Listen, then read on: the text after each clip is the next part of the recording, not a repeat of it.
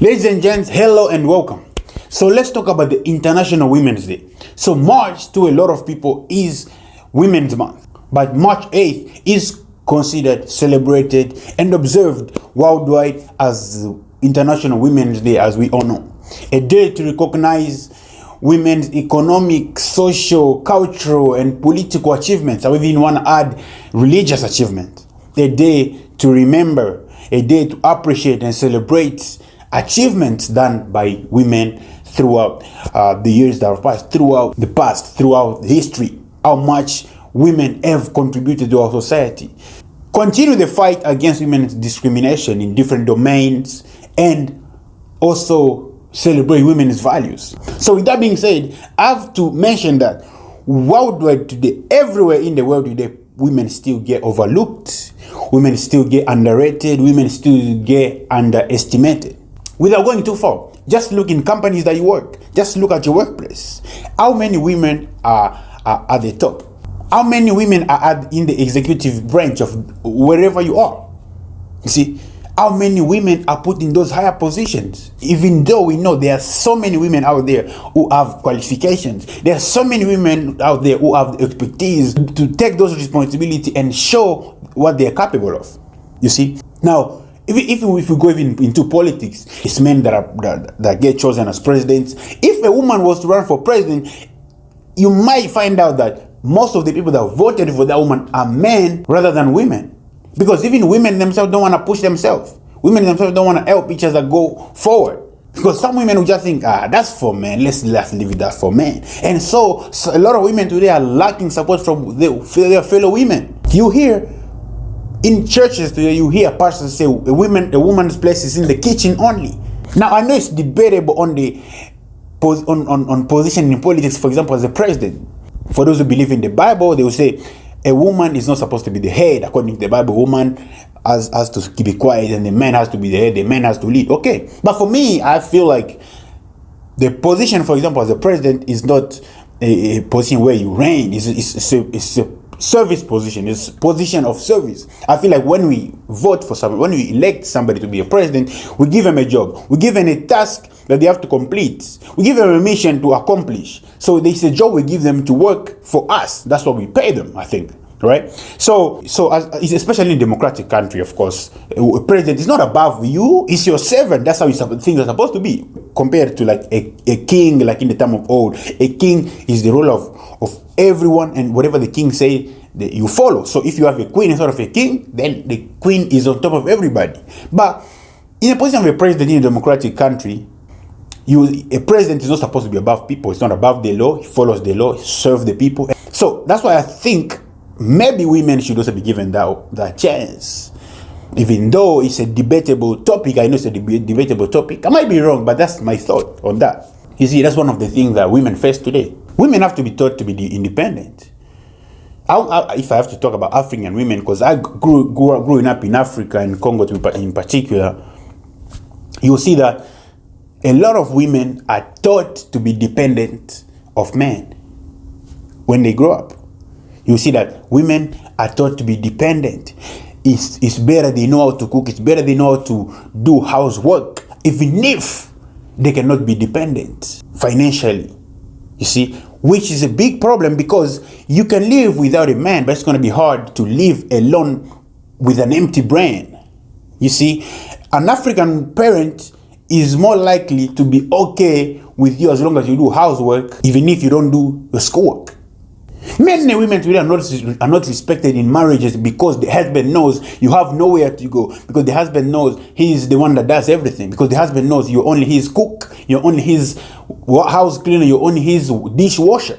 So our parents have to start teaching our women start showing them that it's not only their expertise on cooking that they have to bring in a marriage, right? It's good. It's good to know how to cook. It's good it's needed. But let's not stop there. Let's not limit ourselves. Women have brains. Look at inventions today, right? Look at today's inventions. Throughout history, you find that there are plenty of inventions that were done by women. There are plenty of women inventors in history. If you go through history, you'll see there's a lot of things that women invented. See, now if you say the women's place is only in the kitchen, were these able to invent stuff? You see that when you put them only in the kitchen, you are limiting them. You are limiting them from exploring. You're limiting them from developing. You're limiting them from making our societies better. You see, it's a big problem with our world today. But I think also women have a great responsibility in making themselves respected. I'll give you an example. Look at music today. You see, apart from religious music, see how women are used in men's music. See the roles they play in this music. See how they dress them. They dress them almost naked if it's not naked. So how do you want to be respected if you let yourself be used in that way? The reason why some people think women are highly objectified today. Yes, the music will sell. Yes, people will love it. But do you think you're being respected in that? That's how you get objectified. I think at the end of the day, women themselves have to decide what they want for themselves. Do you want to be respected? How are we going to be respected if you're used the way women are used today in men's songs? Used like objects to sell their music. Dress them in shameful way, with no dignity, with no respect for you. All that for money. Wow, all those women are capable of doing more than that. Yeah, but just because our women today have been made to believe that all they have to bring is beauty, all they have to bring to the table is beauty, all they can bring to the table is beauty. Wow, they can bring a lot more than that. It's good to bring beauty to the table, but it's great to bring more than that. You see? A lot of women today are not being respected in marriages, in a lot of relationships, because all they bring is beauty. Oh, beauty is ephemeral. Beauty is only for a short period of time. It can go in a blink of an eye. What do you remain with? But if your brain is filled with knowledge, if you knew that you have to be independent so that you can be loved and respected by every man you meet, you will remain like that every day, every day and everywhere you go. That's how women have to start thinking about it. I mean, you ask a woman, somebody out there, ask them, what is your goal? Someone is risk to tell you that my goal is to get married to a guy who is financially stable, a rich guy, a guy with a lot of money. So what? So they can depend on them. How about you being independent so that you found that man and combine all that two? It's even better. Combining an independent guy and independent woman is better than one person. Now, I'm not saying that every guy is gonna disrespect you just because you didn't study or anything like that. No, that's not what I'm saying. But I'm just saying that women have to stop thinking that all they have to bring to the table is beauty. No. Let me give another example of music. How many musicians do you know that are doing good? Apart from religious music, of course. How many women do you know today that are doing great in music, but don't reveal their body? Don't pose and make videos of almost naked, if not naked, in their videos. How many? You will find out that you have to look. You have to start thinking about, which one? You see? It's because that's how they have to sell their music. They feel like they have to do it. Yeah? Because that's what the public likes. That's what the public wants to see. But women have to ask themselves if that bring respect or bring disrespect to them. They might like it, but it doesn't mean they're going to respect you. Yeah, you want to be loved by somebody, but how about being loved and respected at the same time? In some households today, some women are practically slaves. Yes, because your parents taught you to be a housewoman, to be a cook. Yes, good. It's good to be a cook, to be a dishwasher, to be a house cleaner. Great. But what else? Take care of your household. Yeah. I mean, a woman is capable of taking care of her household and taking care of some other things. Because for those men that think a woman's job is only to manage everything in the house, great. I don't disagree. Now, if they can manage the house, why can they not manage a company? Why can they not manage a school? Why can they not manage any other business out there? You would say they require school. Of course, that's why they go to school. Now, if they go to school and you say their place is only in the kitchen, how are we going to do that? For those that like to use the Bible all the time, it says God saw that Adam wasn't complete. So he had to create Eve for him to be his helper. Now, if my wife is my helper financially too, isn't that great? I'm not saying every woman has to work, but I'm just saying we have to be ready for these moments. Because for those that only depend on their men, things happen. There's divorce, there's death, there's so many things that can happen. How do you survive in those situations? Because for every parent that only teach their children, only prepare their children for marriage instead of independence. It's a big risk, because you can live without a man, but it's difficult to live with an empty brain. Yeah, in some household, a woman is a punching bag. A punching bag. Shame to every man that punch their wife. You say it's a bone of my bone and flesh of my flesh. How do you inflict pain on your bone of your bones? Many women out there are slaves, punching bags. No respect for them, no consideration at all that, and they cannot report anywhere, they cannot speak out, they cannot do anything in the name of culture. Culture, my food. Who invented culture? Who invented culture? For those that like using Bible, of course, the Bible say when two people get married, they become one. So how do you let part of yourself suffer? Because we know when you have a problem with your eye, it's the whole body that's sick. You cannot be comfortable if you have a stone in your eye. You cannot be comfortable if you have a piece of a stick in your eye. Right? That's because it's your body. Now, if you consider yourself being one with your wife, how do you punch your wife? How do you mistreat your wife in the name of culture? Not being against culture at all, but who invented culture? What is this culture that a woman is a slave, a woman is a punching bag? You die in that relationship. A lot have died. A lot have died from being punched. A lot have died from being so stressed, from being so depressed because of how toxic that marriage is. A lot have died. A lot have committed suicide because they cannot speak out, because no one will support them, because according to their culture, you have to be submissive to your husband regardless of what. And so what type of culture is that?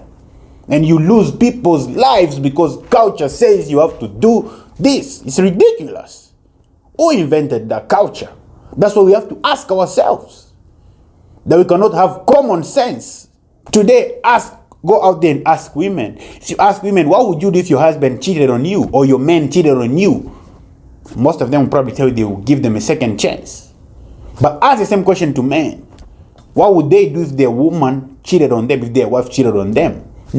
Almost all of them will tell you they cannot tolerate at all. You see, we've normalized when men cheat and completely criminalized when a woman cheats. I'm not saying women should cheat, and I'm not supporting cheating at all. I'm just saying the way we view it when it's a man and the way we view it when it's a woman is completely different.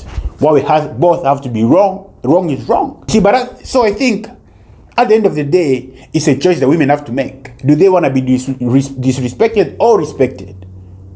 Do they want to please people and not respected? You see, that's what we have to ask ourselves. Women have to make that decision at the end of the day. Because being raised up, I was always told you have to respect yourself so that you can be respected. We all know respect is earned. It's not freely given. If women let themselves being used like they get used in music, songs, in advertisements, that's how they lose their dignity, they lose their respect. Yeah, how do you gonna be respected if you let yourself being let almost naked, if not naked, out there for money? Knowing that you can make that money with dignity, you can make that money in the most respectful way. Yes, you please people. People love your music. People love their music. You get paid good. But at the end of the day, people are fighting so that you women can be respected. How many women out there have to have affairs with their bosses so that they can keep their job? How many women out there have to have affairs with some bosses of certain companies to get a job there? That's a long fight that has to be won. But how is that fight gonna be won if a lot of women are still being objectified, being used as some objects out there to please other men, to sell, so that some men can sell their business? Our parents have to start teaching our kids that they can bring in a house, they can bring in a house as a wife more than just being a cook, more than just being a dishwasher, more than just being a house cleaner. I mean, it's great to be loved. It's good to be loved, but it's even greater if you are loved and respected by any man you meet. And they respect you for your knowledge. They respect you when your brain has something. They respect you when your brain is not empty. They respect you when you have certain values that you bring with you, that you bring to the table, rather than just beauty. Beauty is ephemeral, but when your brain is not empty, you stay with that until you die. Many women are not respected out there because they think all they have to bring to the table is beauty. No, you have a capability, you have the capacity, you have the ability to bring more than that. That's what I'm encouraging all the women out there. Don't think you're just a housewife, because that's how you don't get respected, because you're just a housewife. Because that man knows if they mistreat you, at some point you have nowhere to go.